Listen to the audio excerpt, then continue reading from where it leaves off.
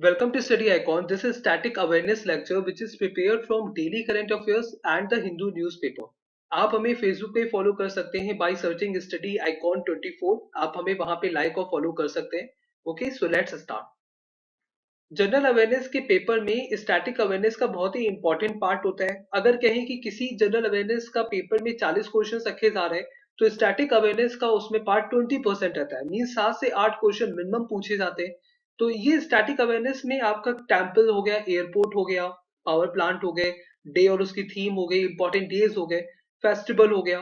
तो ये सब जो पार्ट है ये स्टैटिक में इंक्लूड तो जो भी डेली की करंट अफेयर्स की न्यूज होगी और जो द हिंदू न्यूज़पेपर में स्टैटिक इंक्लूड होगा, हम उसको रोज डिस्कस करेंगे। What ever it be collected means 4 या 5 और 15 20 what ever we will publish it. Okay, what you have to do, you should write down important static news with important point. Okay, so first is the annual tribal festival Bhagoria. Okay, so Bhagoria कहाँ पे celebrate करा जाता है, ये question frame हो सकता है। So Bhagoria is celebrated in Madhya Pradesh. Bhagoria Madhya Pradesh में सेलिब्रेट करा जाता है और ये आदिवासी लोग इसको सेलिब्रेट करते हैं। ये ट्राइबल फेस्टिवल है। इसमें होता है क्या, इसको भगोरिया हार्ट फेस्टिवल भी बोलते हैं।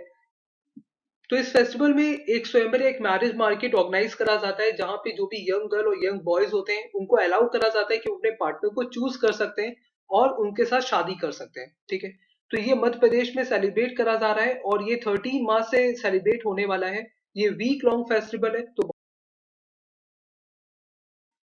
सो भगोरिया फेस्टिवल जो है ये मध्य प्रदेश का फेस्टिवल है, आपको इसको याद रखना है। Okay, next is related to day and its theme. Exam के 10-15 दिन पहले मैं एक वीडियो डालूंगा जिसमें मैं कौन सा डे किस डेट पे सेलिब्रेट करा जाता है उसके ऊपर बनाऊंगा, कि उसकी ट्रिक्स बताऊंगा कि आपको कैसे उसको याद करना चाहिए।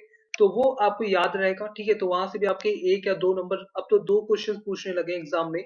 Okay, so 3 March is celebrated as World Wildlife Day and इसकी थीम क्या थी, listen to the young voices. Okay, तो ये बहुत ही इंपॉर्टेंट है। पूछा जा सकता है कि 3 मार्च को कौन सा डे सेलिब्रेट किया जाता है, तो आंसर होगा World Wildlife Day and इसकी थीम पूछी जा सकती है तो आंसर होगा listen to the young voices. Okay, next is related to airport और बहुत ही इंपॉर्टेंट क्वेश्चन यहाँ से फ्रेम हो सकते हैं। आंध्र प्रदेश के जो चीफ मिनिस्टर हैं उन्होंने सेंटर के पास एक प्रपोजल भेजा है जिसमें उन्होंने कहा है कि तिरुपति एयरपोर्ट का जो नाम है वो अब श्री वेंकटेश्वर इंटरनेशनल एयरपोर्ट कर दिया जाए और जो विजयवाड़ा एयरपोर्ट है उसका नाम एनटीआर अमरावती एयरपोर्ट कर दिया जाए।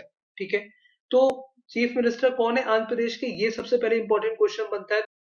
So who is the chief minister of Andhra Pradesh, NC Naidu, यानी एन चंद्रबाबू नायडू। ठीक है, सेकंड इज एनटीआर अमरावती का फुल फॉर्म क्या है, तो नंदामुरी तारक रामा राव अमरावती। ठीक है, ये अभी प्रपोजल रखा गया है सेंटर की तरफ, अभी इसका नाम चेंज नहीं हुआ है। इसका नाम चेंज अगर होगा तो क्या रखा जाएगा, तिरुपति एयरपोर्ट का श्री वेंकटेश्वर और विजयवाड़ा का NTR Amaravati. Okay, next is Dharamshala approved as Himachal Pradesh second capital. Dharamshala को हिमाचल प्रदेश की सेकंड कैपिटल अप्रूव कर दिया गया है।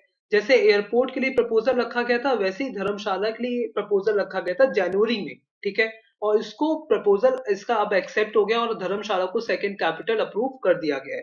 पहली कैपिटल कौन है, हिमाचल प्रदेश की फर्स्ट कैपिटल कौन है, शिमला, और सेकंड कौन है अब, धर्मशाला। और धर्मशाला कौन सी डिस्ट्रिक्ट में आती है, कांगड़ा डिस्ट्रिक्ट में आती है। ठीक है, तो ये भी बहुत ही इंपॉर्टेंट है। Second thing is Himachal Pradesh के चीफ मिनिस्टर कौन है। देखिए, चीफ मिनिस्टर पे भी एक क्वेश्चन आता है, इसलिए मैं आपको चीफ मिनिस्टर भी बता रहा हूँ। तो हिमाचल प्रदेश के चीफ मिनिस्टर है वीरभद्र सिंह। ठीक है, ये भी बहुत ही इंपॉर्टेंट क्वेश्चन यहाँ से फ्रेम हो सकता है। तो हिमाचल प्रदेश के चीफ मिनिस्टर कौन है, वीरभद्र सिंह। आंध्र प्रदेश के चीफ मिनिस्टर कौन है, NC Naidu. Okay, next is officials from India and Oman met on enhancing defence ties. मतलब इंडिया और ओमान के बीच में भी जो मीटिंग हुई थी वो डिफेंस टाइज अप के लिए हुई थी। तो यहाँ से बहुत ही इंपॉर्टेंट क्वेश्चन फ्रेम हो सकता है कि इंडिया और ओमान के बीच में कौन सा टाइज अप हुआ है। तो दो ऑप्शन में से एक हो सकते हैं, या तो वहां पे मिलिट्री कॉपरेशन लिखा होगा या फिर वहां पे डिफेंस लिखा होगा। ठीक है, तो डिफेंस टाइज अप हुआ है इंडिया और ओमान के बीच में। कुछ अदर पॉइंट्स हैं कि जो ओमान कंट्री है उसकी कैपिटल कौन सी है, तो कैपिटल है मस्कैट। ओके, एंड करेंसी क्या है, ओमानी रियाल। आप इसको ऐसे लर्न कर सकते हैं, रियाल को अगर हम बोले रियल, ठीक है, तो रियल मैन हमेशा मुस्कुराते हैं। ठीक है, तो आप इसको ऐसे लर्न कर सकते हैं। तो ओमान मस्कैट एंड ओमानी रियाल ये इसकी करेंसी है। नेवी चीफ एडमिरल कौन है, तो वो है सुनील लंबा। ठीक है, ये बहुत ही इंपॉर्टेंट है, नेवी चीफ एडमिरल कौन है। तो ये बहुत ही इंपॉर्टेंट क्वेश्चन यहाँ से ये फ्रेम हो सकते हैं। Next is vice president Hasan Saleh steps in for the newly created prime minister post of Sudan. ठीक है, सूडान के प्राइम मिनिस्टर जो है ये है हसन सालेह। इनको अपॉइंट करा है किसने? इनको अपॉइंट करा है उमर अल बशीर ने। ठीक है, ये है उमर अल बशीर और ये है हसन सालेह। ठीक है, उमर अल बशीर कौन है? ये सूडान के प्रेसिडेंट है, ये सूडान के प्रेसिडेंट है और ये सूडान के अब कौन है? प्राइम मिनिस्टर है। ओके, इसके अलावा सूडान के बारे में पूछा जा सकता है कि सूडान की कैपिटल कौन सी है? तो सूडान की कैपिटल है खार्तूम। ओके, एंड करेंसी कौन सी? Sudanese pound. तो ये बहुत ही इंपॉर्टेंट क्वेश्चन है। तो यहाँ से क्वेश्चन कौन कौन से फ्रेम हो सकते हैं कि प्राइम मिनिस्टर ऑफ सूडान कौन है? तो आंसर क्या होगा आपका? हसन सालेह है। ठीक है, और इनको अपॉइंट किसने करा है? प्रेसिडेंट ओमर अल बशीर ने। Next is JS Deepak appointed as India's next ambassador to WTO। WTO क्या? World trade organisation. ठीक है, तो वर्ल्ड ट्रेड ऑर्गेनाइजेशन जो है वो इंटरनेशनल ट्रेड को रेगुलेट करती है और इसके जो अब एम्बेसडर बने हैं इंडिया की तरफ से वो है JS दीपक।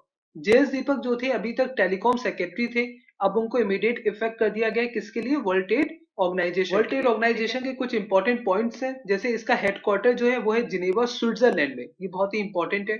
ओके, मेंबर्स है इसमें 164 मेंबर्स, बहुत ही इंपॉर्टेंट है।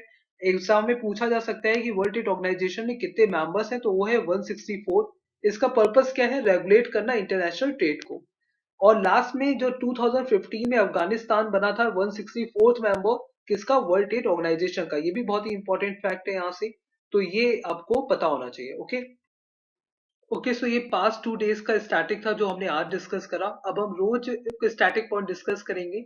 And if you like our effort please do not forget to like the video. अगर आपने वीडियो से कुछ भी सीखा हो तो प्लीज बिना लाइक करे मत जाइएगा एंड कमेंट करके बताइए कि आपको वीडियो कैसा लगा। Now we will meet in next video.